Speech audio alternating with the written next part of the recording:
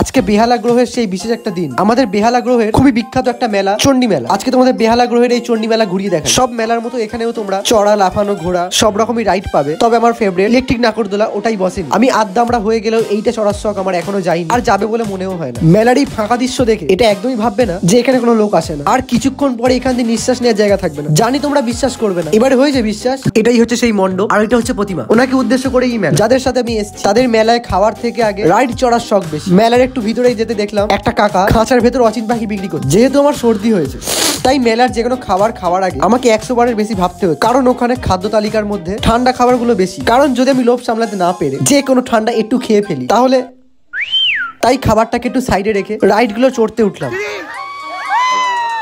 চড়ে খুবই মজা এসেছে, একটু ভয় পাইনি, খুব ভালো লেগেছে। আবার চড়বো। একটা ভিডিওর মধ্যে এতগুলো মিথ্যে কথা বলা এলাও? এত স্পিডে ঘুরছিল এটা, মাঝে তো মনে হচ্ছিল ছিটকে হয়তো মঙ্গল গ্রহতে গিয়ে পড়বো।